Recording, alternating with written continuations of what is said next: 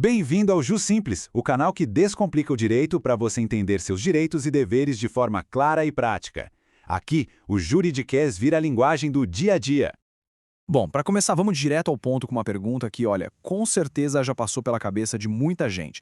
Será que é possível enganar um juiz de propósito e se dar bem? A verdade é que a lei tem mecanismos bem fortes para se proteger de manipulações. E é justamente sobre isso que a gente vai conversar hoje: os crimes que atacam a própria administração da justiça. Vamos mergulhar no primeiro deles, a fraude processual. O nome pode até soar um pouco técnico, mas a ideia por trás é bem simples, sabe? É sobre adulterar provas para tentar enganar a justiça.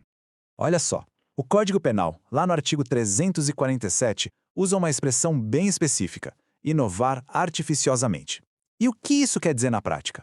Significa modificar algo de propósito, com malícia, para enganar mesmo, seja a cena de um crime, um objeto ou até o estado de uma pessoa. Tudo para influenciar a decisão de um juiz ou a análise de um perito.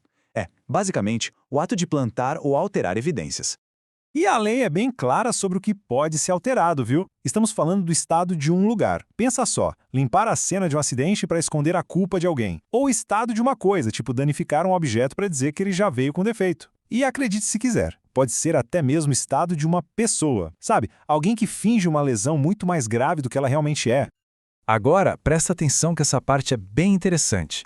A diferença na punição. Se essa fraude acontece num processo civil ou administrativo, a pena é de detenção de 3 meses a 2 anos e ainda tem uma multa. Mas, se a fraude for para tentar bagunçar um processo penal, onde a liberdade de uma pessoa está em jogo, aí a lei é muito mais dura.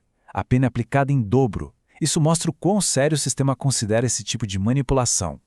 Ok, se a fraude processual é sobre enganar a justiça meio que por baixo dos panos, o nosso próximo crime é o exato oposto. É sobre desafiar a justiça abertamente na cara dura. Vamos falar sobre o que acontece quando uma ordem judicial é simplesmente ignorada. O artigo 359 do Código Penal é claríssimo, não deixa nenhuma dúvida. O crime acontece quando alguém resolve exercer uma função, praticar uma atividade ou usar um direito do qual foi proibido por uma decisão da justiça. É a lei garantindo que suas ordens não sejam só palavras num papel, sabe? Elas têm força e precisam ser cumpridas. E para isso ficar super claro, pensa nesse exemplo. Um motorista que teve a carteira de habilitação suspensa por um juiz, mas ele decide ignorar a ordem e continua dirigindo por aí. Essa atitude é exatamente o que a lei descreve como crime. É um desrespeito direto a uma decisão judicial. E qual é a consequência disso? Bom, a pena é de detenção de 3 meses a 2 anos ou então uma multa.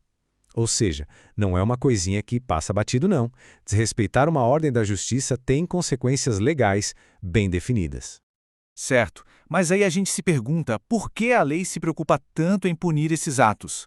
A resposta é que eles não são crimes comuns. Eles atacam a própria base, a credibilidade e o funcionamento de todo o sistema de justiça. Proteger a administração da justiça é simplesmente fundamental. Punir a fraude processual garante que as decisões sejam baseadas na verdade e não em mentiras. E punir a desobediência a uma ordem judicial garante que essas decisões tenham efeito na vida real. No fim das contas, tudo isso serve para uma coisa: manter a confiança de que a justiça realmente funciona e vale para todos. Isso tudo nos leva a uma reflexão bem importante. A integridade da justiça é um dos pilares da nossa sociedade. Então, a pergunta que fica no ar é: como é que a gente pode, como cidadãos e como país, fortalecer ainda mais esse pilar? Fica aí uma questão para a gente pensar a respeito. Se esse conteúdo te ajudou a entender melhor o direito, deixa o like, compartilha e se inscreve no canal. No Ju Simples, a lei é para todos e a explicação também.